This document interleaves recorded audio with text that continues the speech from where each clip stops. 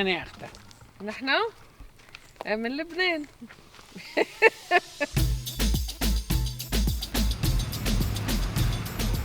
Bonjour. Nous avons récupéré après notre hike d'hier et nous poursuivons notre tournée à Akkar avec Akkar Trail que nous allons visiter aujourd'hui.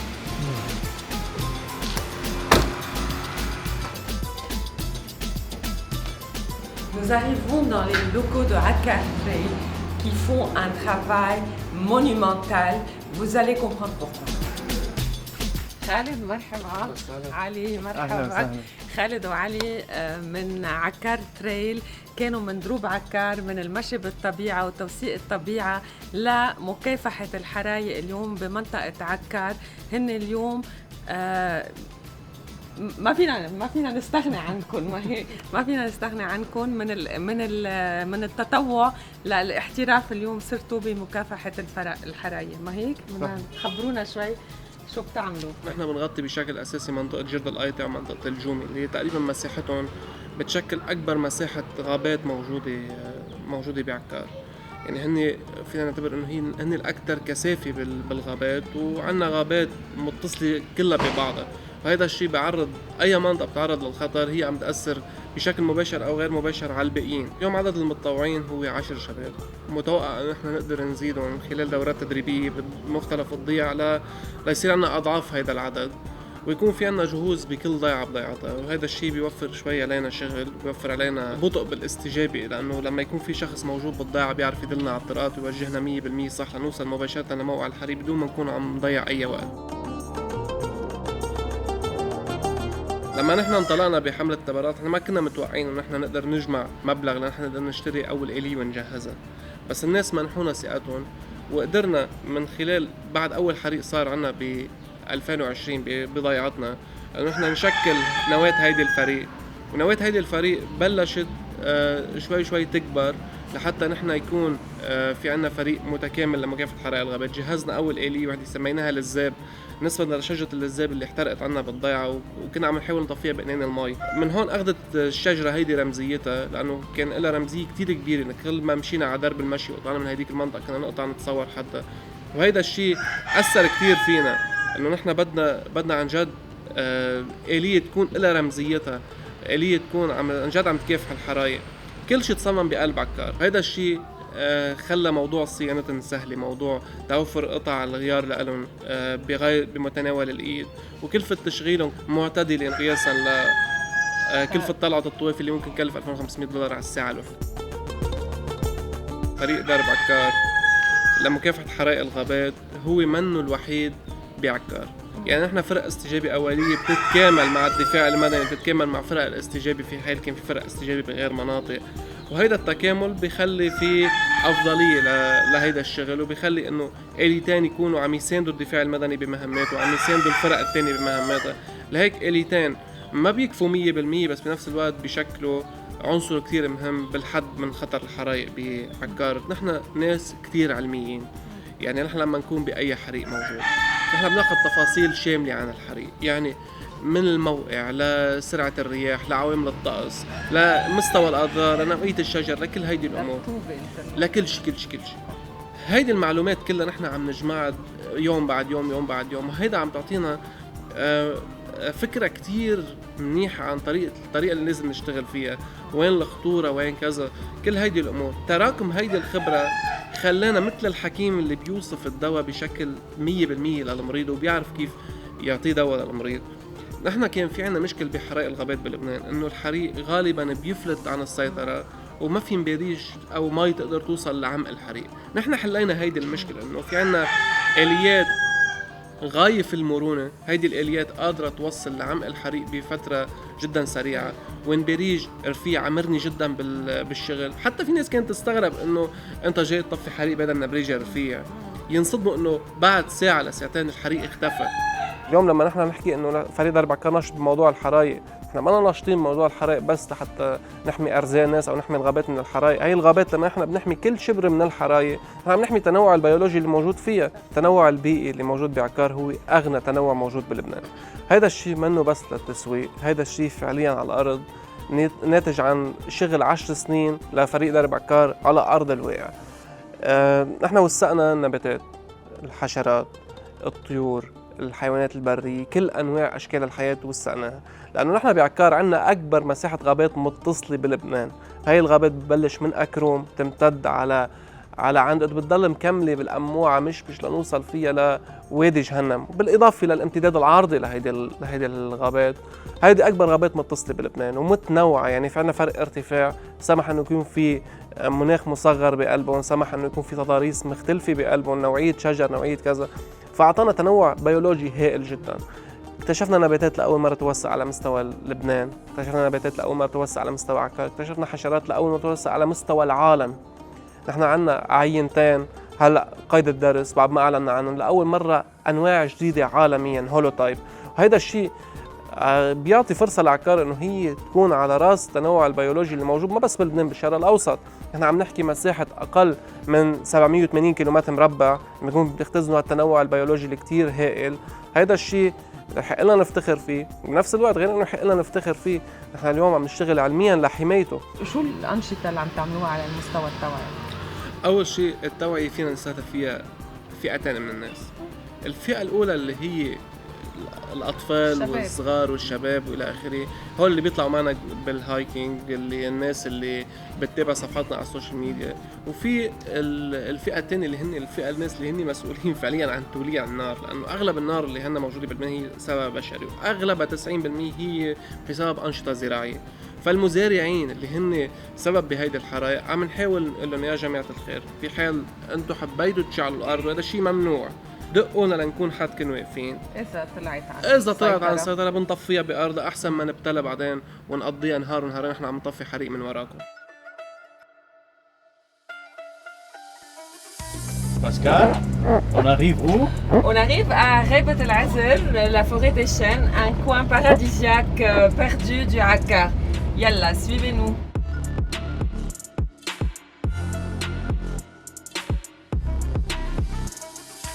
خبرنا عن هالغابة، أنت عندك حظ يعني مثل ما بيقولوا. هاي لا احنا منا حامينه، مو نحن الدولة كين قطعناها خلص.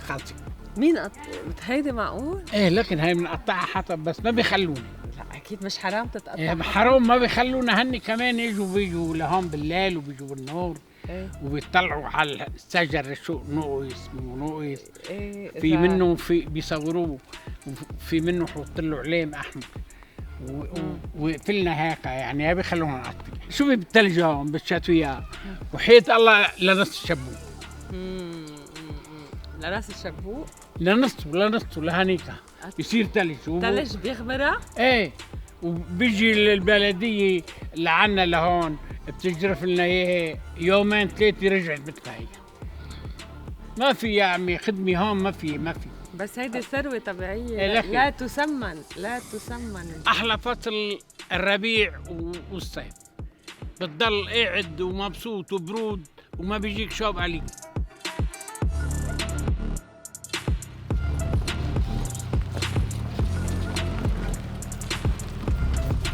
Après une journée riche en rencontres et en découvertes, après la visite des pompiers de Akkar Trail, la visite de la forêt de chênes, Oued El Azer, voilà en plein cœur d'une forêt à Bayet où un trésor est niché et que nous avons hâte de vous faire découvrir.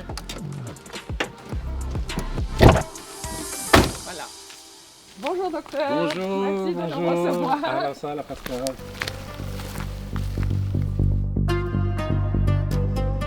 Le docteur Antoine Daher, qui est président du conseil de l'écologie de Akkar, va nous faire le tour du propriétaire de ce qu'on appelle un écodôme. Un écodôme étant une construction traditionnelle perse, revue et visitée. C'est un projet plus ou moins pilote au Liban. Si je ne m'abuse, c'est la seule construction de ce type. C'est la seule maison. Il y a peut-être un projet en cours dans une autre région du Liban. C'est une construction, comme on voit, c'est fait avec la terre. On met la terre dans des sacs,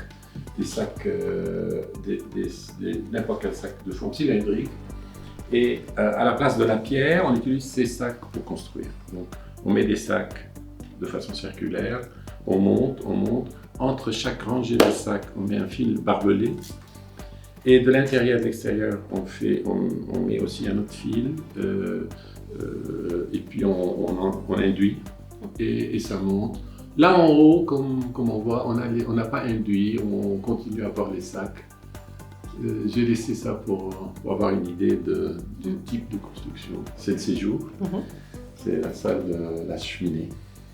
C'est surtout le séjour d'hiver. Hivernal, puisqu'on vit dehors en été. L'été, on vit dehors. N'est-ce pas? En tout cas, vous vivez l'écologie et vous joignez l'action à la parole. En fait, j'ai essayé de faire une maison qui me ressemble, Oui. ou une maison à qui moi je ressemble, plutôt. Et j'ai utilisé la terre, qui est le matériau le plus noble pour moi, parce que on est de la terre, on fait partie de la terre, Et on revient à la terre. et on revient à la terre, et c'est le meilleur isolant. Donc ici, l'hiver, il fait chaud quand on chauffe, et l'été, il fait bien plus frais que... On est au frais. C'est le seul avantage de ce type de construction, l'isolation. C'est l'isolation, et c'est aussi, regardez, le fait qu'il n'y a pas d'angle. Il n'y a pas d'angle, il n'y a pas d'angle cassant comme dans les structures, et il n'y a pas de piliers. Donc pour ceux qui aiment, moi personnellement j'aime les formes circulaires et rondes. Donc, Les formes les plus parfaites. Voilà, les plus parfaites. Il y a une autre chose, c'est que cette maison, elle est faite de sacs de sable, de terre, pardon. Ça bouge un peu. Quand il y a un tremblement de terre, ça s'adapte avec. Et ils conseillent beaucoup ce genre de construction dans les régions sismiques. Voilà.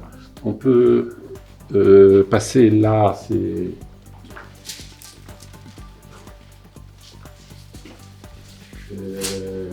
on va directement dans les chambres. Ça, c'est une chambre à coucher. Donc, toujours le même principe, avec toujours un skylight, une ouverture pour le soleil. Un puits de lumière. Voilà, un puits de lumière, ça éclaire, ça fait réveiller. Ça fait réveiller le meilleur réveil, c'est de se réveiller avec le soleil. Voilà, ici c'est la salle de douche. Avec ce magnifique lavabo. Avec voilà, un lavabo qui a un fond creusé, utilisé. C'est fait par des artisans de Courmayeur. Tout ce que vous voyez ici, c'est fait par des artisans de Courmayeur. La construction a été réalisée avec un ami qui a appris la technique, qui est également de Courmayeur. Et combien de temps il faut pour construire ce type d'habitation? En fait, il faut choisir le temps de commencer. Il faut commencer à la saison, au début de la saison chaude, pour qu'on n'ait pas de surprise de pluie. En 6 mois, ça, on peut finir. C'est ça, maman rapide. Oui, et le coût, il faut parler du coût, c'est bien moins cher que de construire. Parce que en fait, le sable, la terre, vous l'avez gratuitement. Et vous économisez beaucoup en terre et en fer, on n'utilise pas de fer. Et voilà, on a fait un grand travail au niveau des fenêtres aussi, comme vous voyez. C'est des fenêtres qui ne sont pas hermétiques, qui laissent quand même pénétrer l'air, le soleil, et en même temps qui cachent. C'est un jeu de cache-cache. Une chambre d'amis. Voilà, ici le toit change un peu, donc ce n'est plus un dôme complet. Le toit est plat, et c'est un toit en bois, mais au-dessus, un toit en terre. C'est-à-dire au-dessus sur le bois, il y a une membrane isolante, au-dessus, il y a des cailloux, et par-dessus, il y a de la terre. C'est un toit végétal? Un toit végétal, vous avez des herbes qui poussent. Et regardez, on a été tellement aimé par les champignons que les champignons ont poussé là. Qui poussent. C'est des champignons qui sont venus avec le bois. D'ailleurs, les fenêtres rappellent les moucharabiés. Voilà, peu. exactement. Les moucharabiés qui sont en bois, là c'est en métal. Oui. Mais voilà, Et c'est ce jeu de... C'est le jeu de cache-cache Exactement. intérieur-extérieur. Absolument. Je pense que vous prenez un grand plaisir d'y habiter. Oui, Guichet en pleine nature. Oui, je passe beaucoup de temps ici seul, mais on ne sent pas la solitude. On ne se sent pas seul, on se sent dans la nature. On apprivoise sa solitude et son environnement. Exactement. Et en même temps, il y a des animaux, on les entend la nuit, on entend toutes sortes d'animaux. Des coyotes. Des coyotes, des renards, puis des oiseaux. Et puis il y a beaucoup d'écureuils.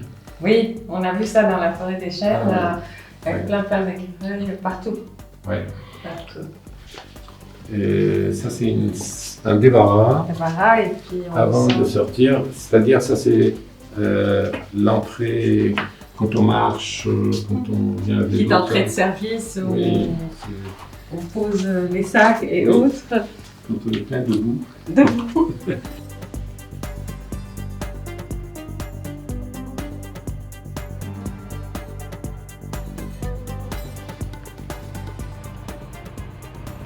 Voilà, nous terminons cette visite du Hakar et de Beyit avec la chapelle de Saint-Georges et Saint-Daniel, n'est-ce pas, docteur? Oui, il s'agit d'une chapelle double. C'est des chapelles doubles qu'on retrouve beaucoup dans les vieilles églises du Hakar. On ne les retrouve pas ailleurs. Je vous expliquerai après pourquoi elles sont doubles, quelle en est la raison. Ça date du Xe siècle. Aussi.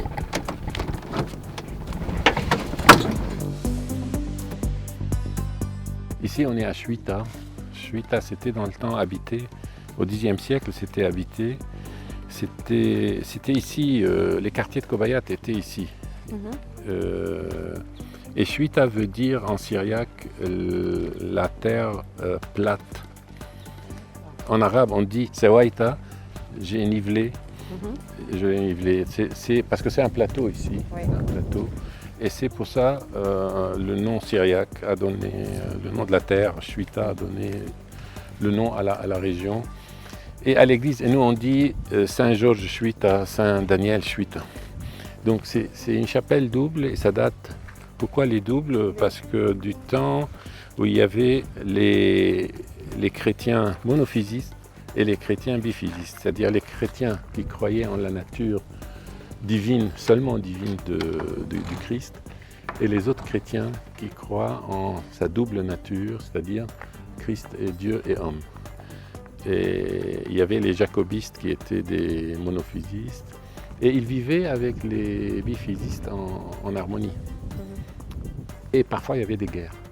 Il y avait une grande guerre qui a eu lieu à Amioun entre les deux, ils se sont entretués. Mais ça passait aussi par des moments de cohabitation. Donc ici, il y avait les deux communautés, et comme chaque communauté devait avoir son église à elle, mais ils n'avaient pas les moyens, chaque communauté d'avoir son église et son curé. Des fois, il y avait un curé pour les deux. Donc ils construisaient des chapelles doubles, toujours orientées l'autel est orienté vers l'est. Dans toutes les églises orientales ici, l'autel doit être vers l'est. Et il y a toujours un décalage entre une chapelle et une autre. Ça, c'est Saint-Daniel, ça, c'est Saint-Georges. Donc elles sont pas au même niveau? Même niveau, il y a une qui avance par rapport à l'autre. Ah, d'accord. Et on retrouve cette structure dans beaucoup d'églises ici du coin, de vieilles églises évidemment. Le chêne c'est un vieux chêne qui date probablement de la construction, ou alors un peu après. Toujours il y a cette juxtaposition entre un élément de la nature, qui est le chêne, et un lieu de culte. Ça existe en Orient, chez les chrétiens, chez les druzes, chez les sunnites. Enfin, il y a toujours un arbre à côté d'un... Et parfois l'arbre devient plus important que la pierre. Non. Pour clôturer. Écoutez, voilà, j'espère que vous avez apprécié ce tour du Hakar en notre compagnie. On repart sur la route et pour d'autres aventures et dans d'autres régions.